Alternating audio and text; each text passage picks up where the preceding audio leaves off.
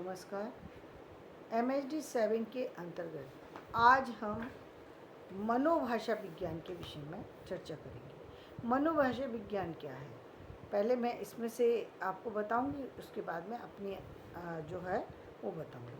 मनोभाषा विज्ञान एक अंतर्विज्ञानीय इंटरडिसिप्लिनरी क्षेत्र है और ये दो क्षेत्रों के मिलने और समान क्षेत्र के भागीदार बनने से अधिक है।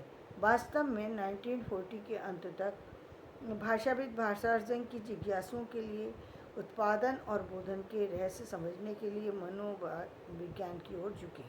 1950 में थॉमस सीबक और चार्ल्स ऑसगुड ने मिलकर भाषा विज्ञान और मनोविज्ञान के बीच अंतःक्रियाओं के लिए एक समिति की स्थापना की।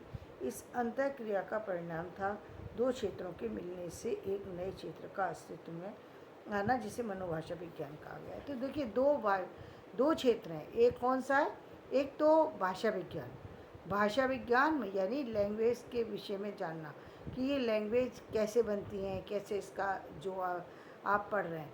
दूसरा मनोविज्ञान, तो मनुष्य के मन की जो स्थिति को जानना कि उसके दिमाग में जो परिवर्तन होते हैं वो किस कारण से होते हैं, उसका व्यवहार चेंज होता है तो किस तरीके से होता है, इसके बारे में और यहाँ पर दो लोग ऐसे मिले जिन्होंने जो है इस भाषा विज्ञान और दूसरा मनोविज्ञान, इसके बारे में दोनों को मिला करके मनोभाषा विज्ञान के विषय में जानने की कोशिश की कि ये किस तरीके से एक व्यक्ति के मन में बदलाव होता है और वो अपनी अभिव्यक्ति को करता है, उसका बोलने का तरीका बदल जाता है, उसके सोचने का ढंग बदल जाता है, ऐसा क्यों होता है।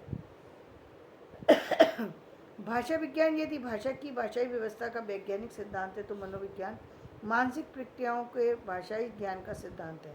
मनोभाषा विज्ञान इन दोनों का समन्वित उपागम है। वस्तुतः मनोभाषा विज्ञान का उद्देश्य एक तथ्य को स्पष्ट करना है और भाषाई ज्ञान संज्ञानात्मक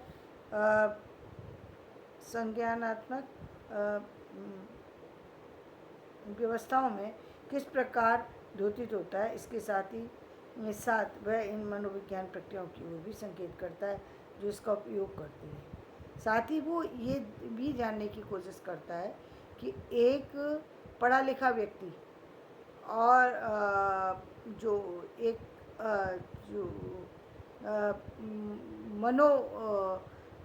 एक ही व्यक्ति को, यानी वो ये जानने की चेष्टा करते हैं कि एक ही व्यक्ति को जब हम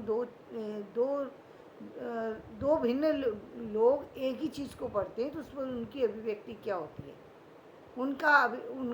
उनकी प्रतिक्रिया कैसी होती है, ये जानने की कोशिश जो होती है ये मनोभाषा विज्ञान के अंतर्गत होती है कि एक पढ़ा लिखा व्यक्ति है और एक अनपढ़ है और दोनों की एक ही स्थिति, एक ही सिचुएशन में दोनों को रखा जाए, दोनों की एक ही स्थिति यानी एक गंभीर समस्या है या एक सामान्य समस्या है, दोनों तरह की समस्या हो सकती है बहुत सामान्य समस्या है और दो व्यक्ति हैं, दोनों में यदि दोनों को साथ में रखा जाए तो उस समय वो दोनों किस तरीके की प्रक्रिया, उनका कैसा व्यवहार होगा, कैसे विचार होंगे, इसके बारे में चर्चा की जाती है।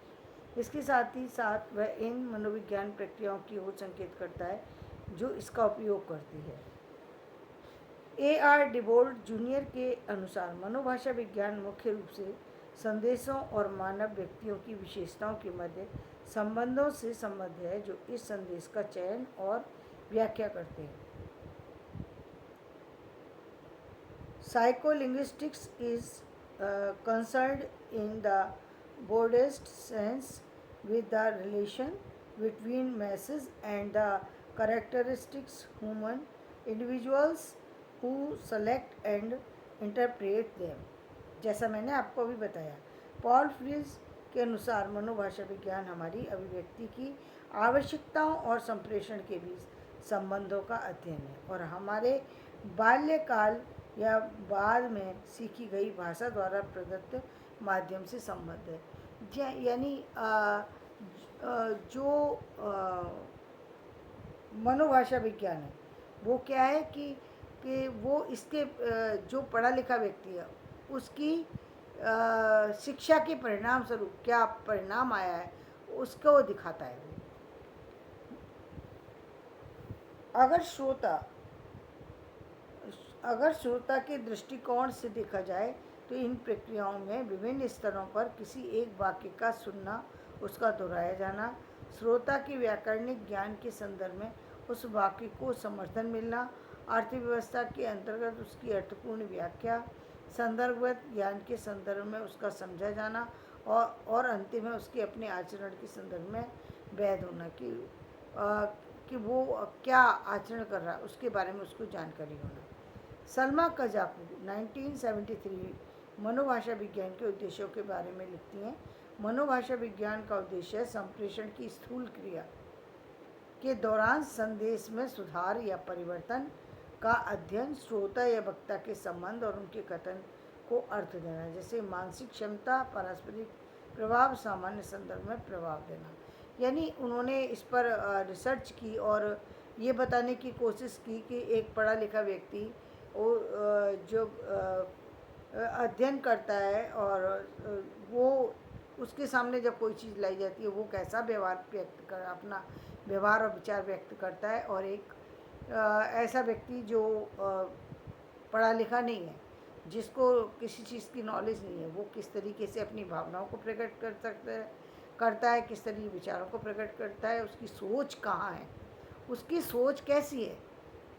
जो आप आज बार बार देखते हैं कि एडजस्टमेंट एडजस्टमेंट एडजस्टमेंट क्यों करता है व्यक्ति एडजस्टमेंट, क्योंकि कहीं ना कहीं उसको लगता है कि वो यदि उसने एडजस्टमेंट नहीं किया तो वो अपनी ज़िंदगी को नहीं चला सकता, इसलिए हर बात में वो केवल एडजस्टमेंट शब्द को इस्तेमाल भी करता है और अपने जीवन में उसको इतना उतार लेता है कि कभी आगे बढ़ने की हिम्मत नहीं कर पाता, किसी भी काम में स्टेप उठाने की हिम्मत उसके अंदर नहीं होती है।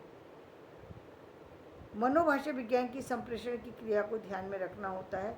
वक्ता और श्रोता अपने को संदेश की जिस स्थिति में रखता है उसका प्रतिबिंब ही वह दर्शाता है। यह मानसिक स्थिति के संदर्भ में स्थिति बताता है।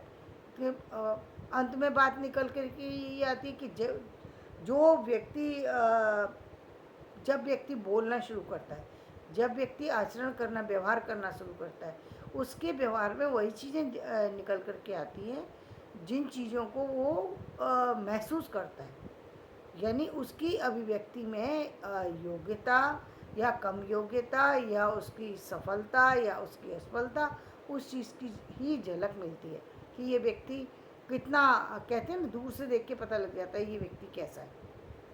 क्यों पता लग जाता है? उसके व्यवहार से, उसके आचरण से, उसके बोलने के ढंग से पता लग जाता है कि इस व्यक्ति को कितनी जानकारी है। अतः ये कहा जा सकता है मनोभाषा विज्ञान दो दिशाओं में कार्य करता है। मनोविज्ञान वक्ता और श्रोता की प्रक्रिया की व्यवस्था, संकेतन और विसंकेतन, साथ ही मानसिक घटना के बारे में भी अध्ययन करता है जो कि भाषा के उत्पादन के सहयोग करता है। साथ ही साथ ये सामाजिक व्यक्तिगत समूहों के बीच संबंधों के मानसिक प्रभाव के अध्ययन करता है। भाषा विज्ञान भाषा के इन पक्षों का अध्ययन करता है कि कूट कोड के सामान्य व्यवस्था, संदेश के घटक और उनकी कूट में रूपावली की व्यवस्था, संयोजक अनुक्रम की प्रकारता, मॉडलाइटीज और अंतिम है वाक्य विन्यासात्मक व्यवस्था की गतिकी एवं भाषा का उद्भव किस तरीके से हुआ है। तो इन सारी चीज़ों को वो व्यक्त करता है। मनोभाषा विज्ञान का कार्य केवल भाषाई प्रदत्तों का विश्लेषण करना नहीं है, वरन भाषा अर्जन और उसके अनुरक्षण से संबंधित वास्तविक भाषाई व्यवहार का अध्ययन करना है। वस्तुतः भाषा के प्रयोक्ता मानव का भाषाई व्यवहार सूक्ष्म जटिल मनोवैज्ञानिक प्रक्रियाओं पर आधारित है। मनोभाषा विज्ञान और मानवीय क्रिया के रूप में भाषा के अध्ययन, उपार्जन और व्यवहार से संबंधित मनोविज्ञान प्रक्रियाओं को समुच्चय कहा जाएगा। धन्यवाद। आज हम अपना वीडियो यहीं समाप्त करते हैं। कल हम मनोभाषा विज्ञान के संदर्भ में अन्य बातें प्रस्तुत करेंगे। उसके मनोभाषा विज्ञान के अन्य कौन से विषय हो सकते हैं जिस पर चर्चा की जा सकती है। ये मनोभाषा विज्ञान क्या है, इसके बारे में सामान्य चर्चा हमने आज की है।